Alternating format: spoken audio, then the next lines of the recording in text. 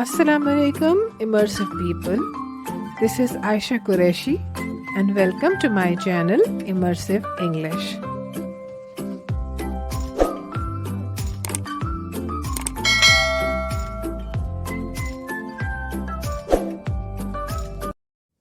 Our today's topic is related to grammar. I have discussed it quite a lot of times that learning grammar is very important for language proficiency.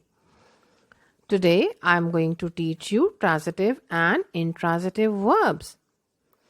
It is really very important to understand the difference between both of the verbs.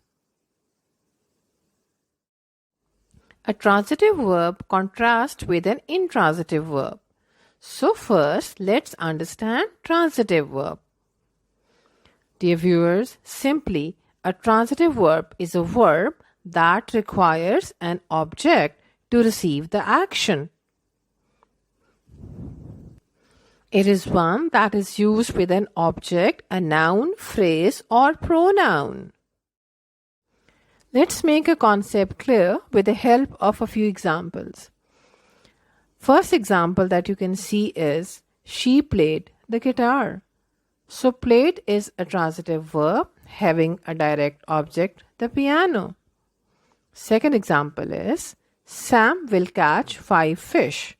So will catch is a transitive verb and 5 fish is the direct object. There are some more examples. First one is, Sara eats rice. Eats is transitive because you can eat something. The second example is, Ali plays tennis. So, plays is a transitive verb and tennis is its direct object. And the arrows will tell you the relationship between the transitive verb and the direct object. Dear viewers, some transitive verbs can be used with a direct object and then an indirect object. So there is an example in front of you.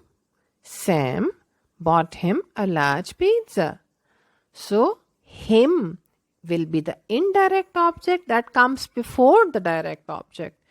And a large pizza is a direct object. I hope you got that point. I hope you have understood transitive verbs. Let's move towards intransitive verbs, which are contrast to transitive verbs.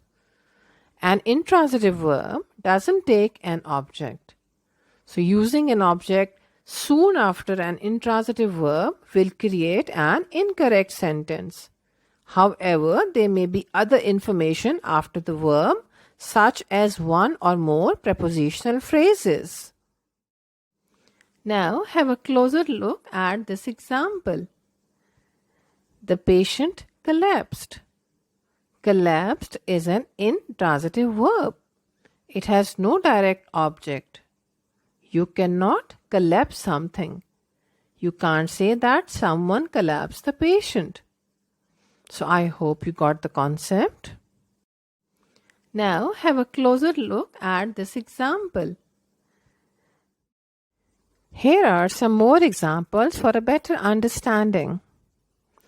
Ali voted in the local elections. So voted is an intransitive verb and in the local election is a prepositional phrase. The next example is, may I come in? So come in is the intransitive verb which does not require a direct object. Dear viewers, I hope as always that my videos will help you understand transitive and intransitive verbs. It is an important concept because it helps learners to use words correctly and improve grammar accuracy. So keep practicing. Stay blessed. Allah Hafiz. Dear viewers, I hope as always that my videos will help